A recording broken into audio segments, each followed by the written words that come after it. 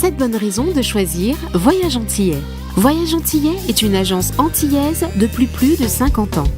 Voyage Antillais vous réserve un accueil chaleureux, une qualité de service, un accompagnement soigné, toujours avec le sourire. Voyage Antillais vous propose les meilleurs prix.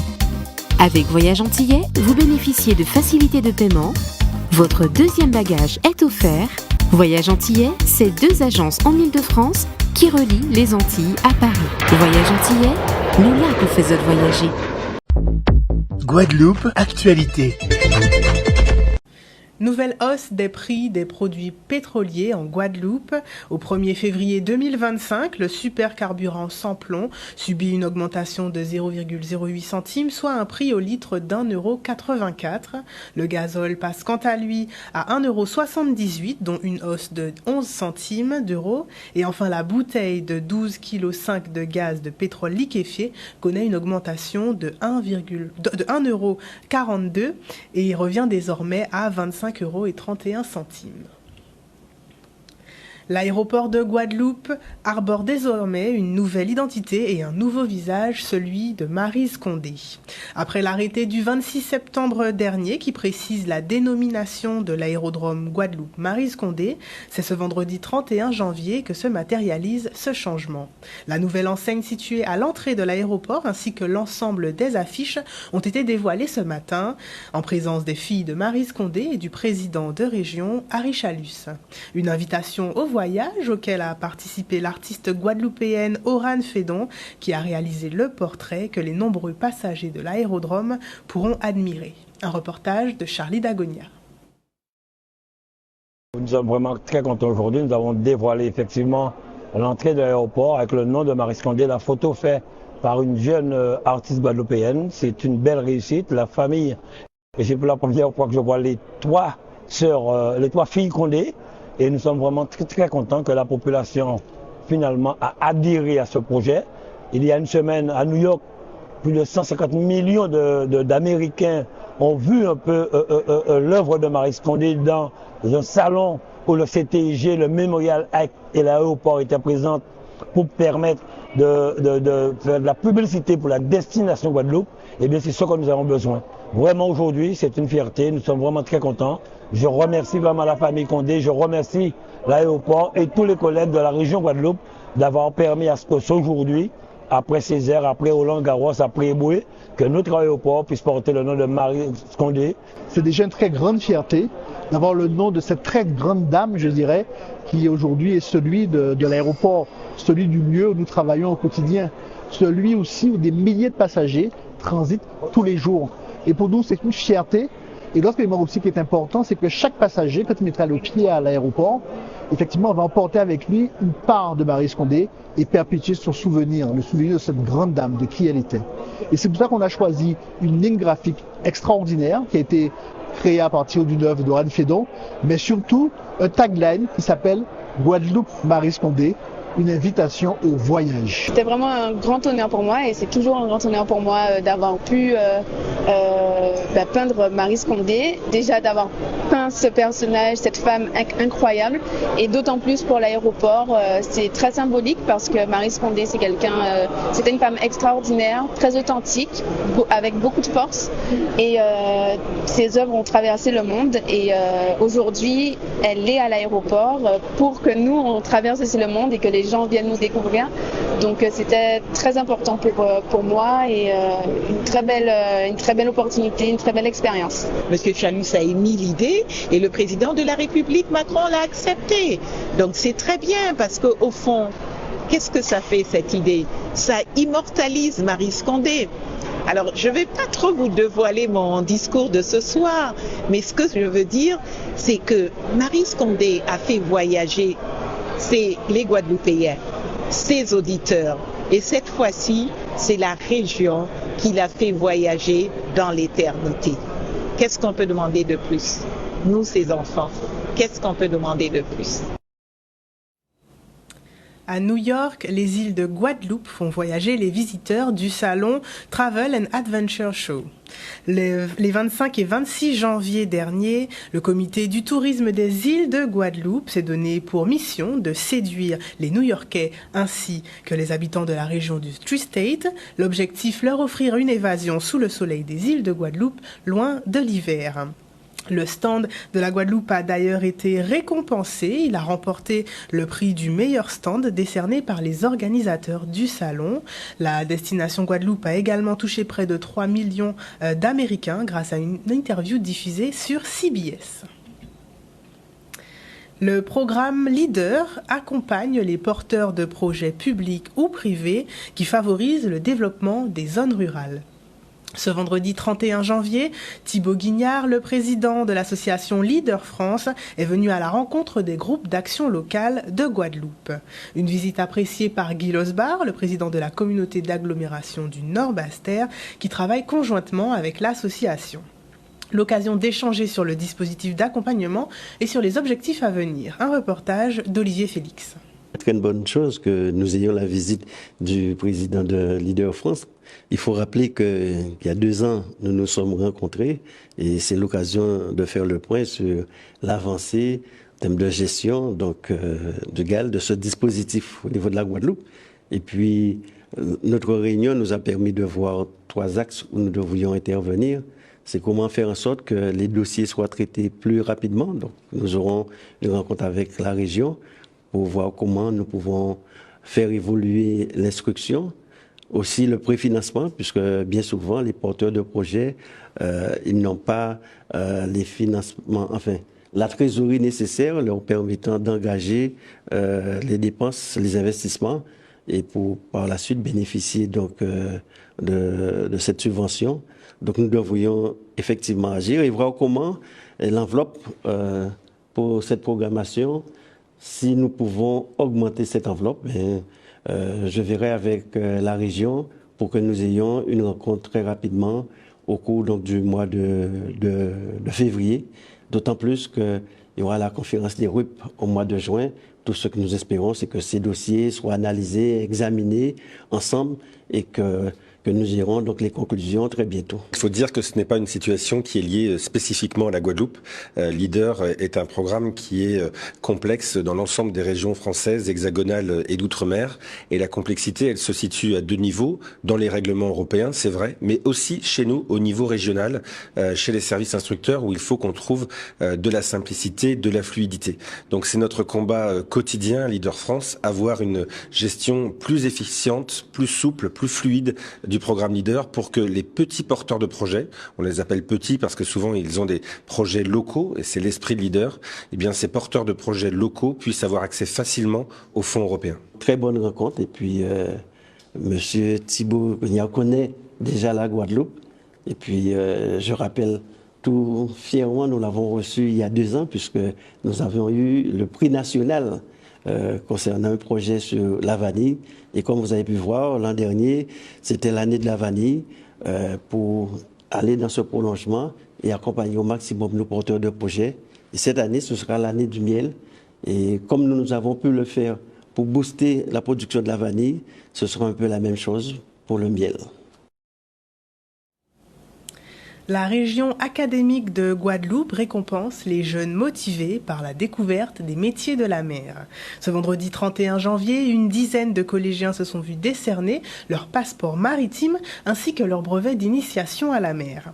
La rectrice d'académie Catherine Gangloff-Ziegler a souhaité féliciter la curiosité et l'intérêt de ces jeunes pour le monde de la mer. À découvrir dans ce reportage d'Alia Gauthier et de Maxime Morel. C'est une attestation, en fait, c'est ce qu'on appelle le passeport maritime. C'est un concept qui a été développé au sein de ce collège et qui vise à former les jeunes sur un socle de base dans le domaine des compétences maritimes. On y a évidemment le BIMER qui existe depuis 3 ans, qui est plutôt une formation plus théorique, mais y est adjoint une formation pratique et qui est particulièrement utile pour pouvoir faire connaître les métiers de la mer et donner aussi une certaine appétence vers la mer pour les jeunes. Le passeport maritime, c'est donc 2 stages de 5 jours au Saintes quand on est élève de 4e ou de 3e et qu'on s'intéresse à la mer et aux activités nautiques. Et donc il s'agit de naviguer, il s'agit d'apprendre tout ce qui est en lien avec la culture maritime. Depuis que je suis enfant, j'envisage déjà de travailler dans les métiers de la marine. Donc il est logique que quand on m'a proposé ça au collège, j'ai accepté tout de suite. J'ai toujours aimé la voile et là je me suis dit, j'ai eu l'occasion de passer le BIMER, du coup direct je me suis inscrit, j'ai été le passer. C'est pas forcément important pour ce que j'envisage de faire, mais ça permet de découvrir en fait les métiers de la mer et ça confirme en fait si tu as une passion pour la mer ou pas. Il y a de grandes potentialités sur le territoire guadeloupéen, pas toujours suffisamment exploitées par les jeunes de Guadeloupe. Donc on cherche aussi à leur donner cette envie de métier de la mer et de se tourner plus vers la mer. Et je crois que c'est un succès puisque nous avions là 18 jeunes et cette année sont déjà inscrits 38 et venant de différents collèges.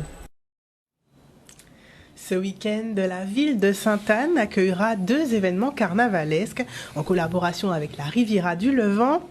Il s'agit du déboulé des groupes à peau ce samedi et le massemblage ce dimanche 2 février. Pour en parler, je reçois Monsieur Jacques Cancel, adjoint au maire de la ville de Sainte-Anne et responsable du service culturel de la Carle. Bonsoir Monsieur Cancel. Bonsoir à vos téléspectateurs. Alors donc 2 grands événements pour la ville de Sainte-Anne, 2 événements qui ont sollicité, j'imagine, une grande organisation.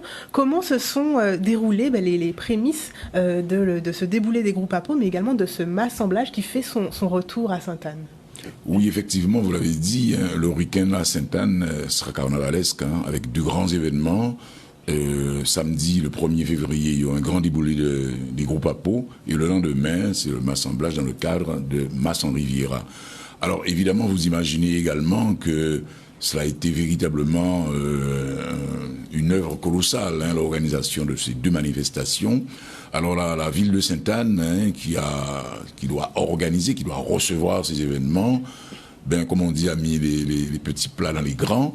Et ce sont tous les services municipaux, les services de la sécurité, la police municipale, il y a la gendarmerie, les services de la protection civile, les services techniques, le service culturel, en tout cas l'ensemble des acteurs ont travaillé d'arrache-pied de manière à permettre à ces événements de se dérouler dans des conditions optimales. D'abord de sécurité, parce que l'essentiel pour nous a été précisément de prendre toutes les dispositions assurant la sécurité des carnavaliers d'abord, mais également des nombreux touristes et des nombreux visiteurs qui seront présents, puisque il faut bien rappeler que Sainte-Anne, ou la Riviera du Levant, c'est un territoire particulièrement touristique, et nous sommes précisément en pleine saison touristique, donc nous imaginons qu'il y aura énormément de monde, et il fallait prendre en tout cas un certain nombre de dispositions en termes de circulation, de déviation, de protection générale. Alors mettre en place des lieux de parking, évidemment, favoriser les personnes à mobilité réduite, mettre en place des navettes qui devront conduire les gens des lieux de parking aux lieux de spectacle, bien évidemment.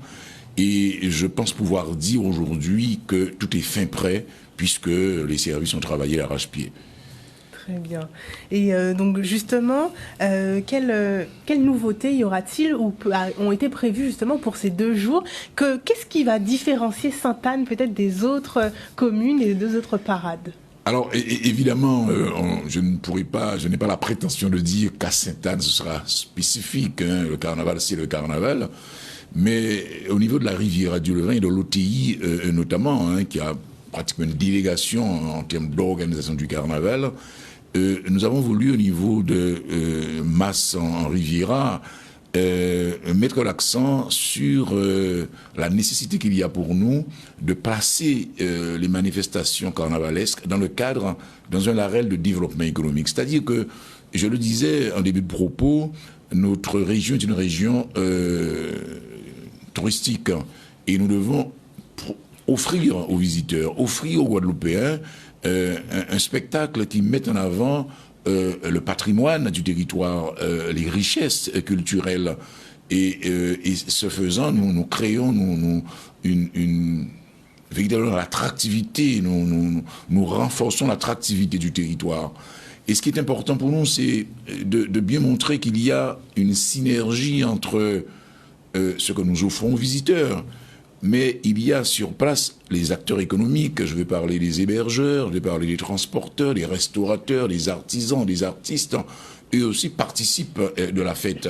Et c'est en synergie que nous devons mettre en place cette volonté, en tout cas, de mettre en avant les richesses culturelles, de montrer les savoir-faire, de montrer ce que nous avons fait, en tout cas, de créer une identité territoriale. Il faut que la Riviera du Levant ait sa propre identité. Et à travers le carnaval, nous pensons avec l'OTI, notamment avec les villes de Gauzy, de Sainte-Anne, de Saint-François et de la Désirade, créer donc ce label, cette marque Mas en Riviera. Donc c'est un peu cette dimension qui se situe au-delà des festivités.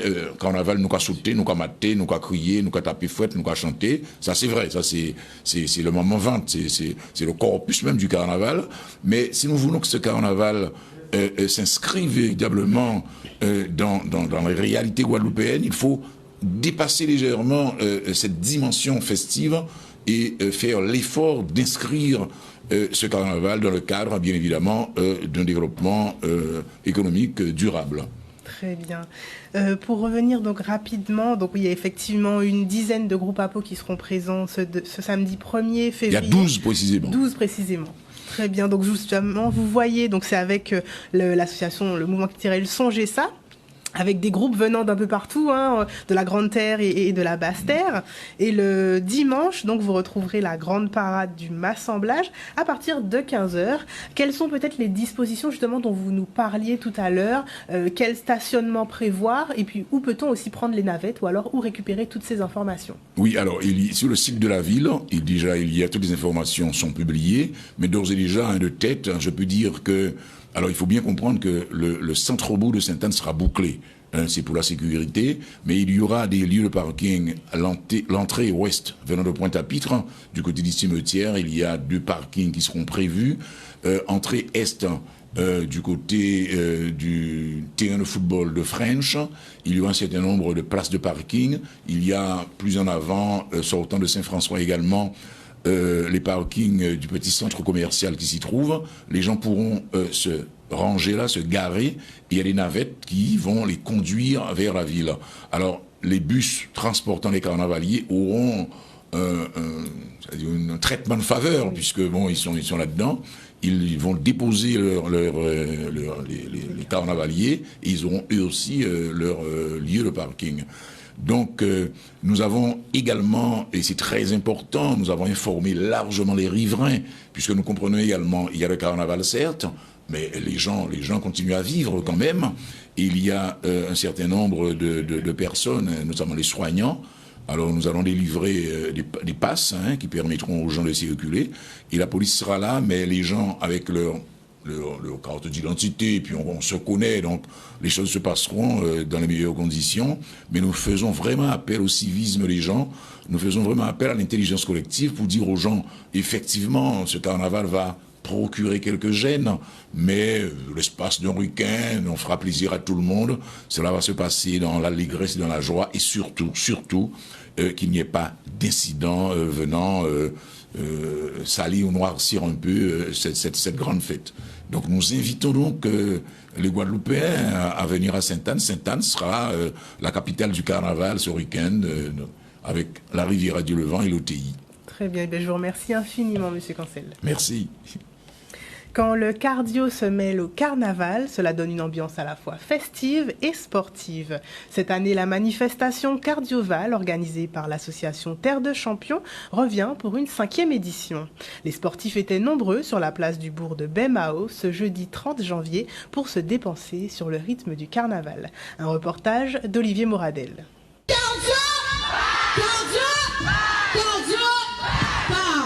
L'objectif de l'activité aujourd'hui, donc, qui est le Cardioval, donc, c'est mélanger renforcement musculaire sous le rythme du carnaval. Donc, l'idée, c'est vraiment de faire du sport en s'amusant. Les mouvements sont adaptés à tous, que ce soit les enfants, que ce soit les plus grands, que ce soit les seniors. Je réadapte en fonction des personnes, même si vous avez mal aux genoux et autres, on réadapte. Nous sommes à la 5e saison de ce rendez-vous. Il s'agit d'une heure de sport au rythme des associations carnavalesques de la ville de Baie-Mahault. Donc c'est un rendez-vous que Terre de Champions propose de manière à préparer les participants, à les mettre en condition physique pour pouvoir participer au déboulé sportif qui aura lieu. Donc nous aurons 2 pendant la saison carnavalesque, un le 12 février aux Abîmes et le second le 18 février à Bémao. Je trouve que c'est une très belle initiative, ça permet d'allier notre culture du carnaval avec du sport. En plus c'est gratuit, donc j'invite tout le monde à venir en profiter, il y a une très bonne ambiance, l'animatrice est super, la musique aussi, donc j'invite tout le monde à venir, c'est chaque jeudi à 19h à Bémao. Venez faire de l'activité physique, c'est quelque chose où on se défoule, on est ensemble, on est en groupe et puis voilà, on transpire sans forcément faire des activités qui sont trop difficiles.